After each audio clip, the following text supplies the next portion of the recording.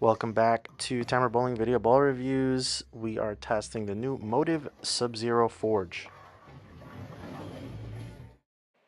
If you like what we do, follow us on Facebook, Instagram, YouTube. Don't forget to subscribe and check us out on Patreon. First impressions? The Subzero Forge kind of rolls like it looks. Well, what is that? Let's talk about it. Jumping right in, the Sub-Zero is a strong control ball in the arsenal. If you haven't yet watched the arsenal building video, highly recommend you check out the link at the end of this video. And that'll help you set the stage for how to build your bag. What this means is it's got lots of traction to manage higher volumes of oil while also having control motion down lane. It's not weak down lane, but it's not exactly the ball that's ideal for the opening up your angles, especially for medium or lower rev rate bowlers. And again, not to say it couldn't cope. I think it'd just be better when the volume is higher and you can stay a bit more direct. Now, always that'll allow you to take advantage of that heavy roll that barrels through the pins with good continuity. On this day in the life of Bolero Limerick, the shot played, I would say, medium to medium light almost, and that meant I had to be pretty deep before I can get it down lane without really launching it. So you could see while it looked pretty decent, occasional flat seven popped up. Additionally, as I broke it down in about a half a game or so, flat corners cropped up with a higher percentage than I would like, and that's just chewing up the mid lane. When I can amp up the speed and keep the angles a bit more close, you can see how the ball just overpowers the lanes and the pins, and that's where it gets fun. Here's a little context compared to, with my Evoke, which is now a staple in my bag for strong control. In the ball chart, they're right next to each other, but I have to say my initial impression that the Evoke is going to be more versatile. It's not quite as early as the Sub-Zero, therefore has a touch more punch. However, it still offers awesome control and consistency. Personally, I don't like to slap balls that serve the same theoretical purpose in the same bag. If I wanted something this strong, I might use a strong defined, while if I wanted something with strength but versatility, I'm picking up the Evoke.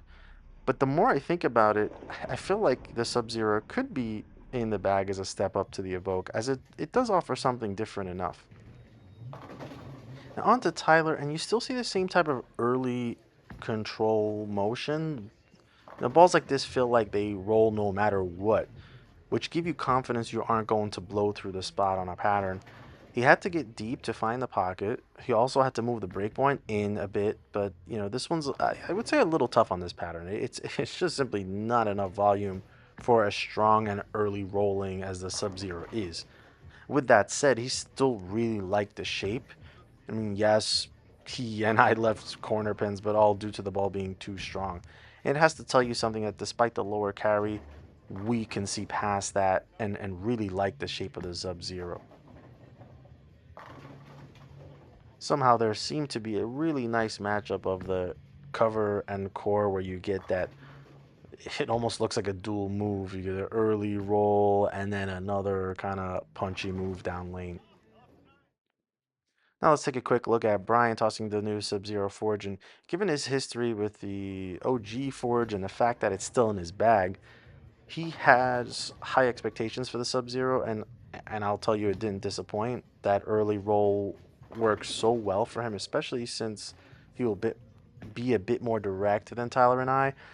Additionally, it balances against his higher tilt very well. The ball rolls the same for all three of us, which means the core is quite dominant in the shape creation.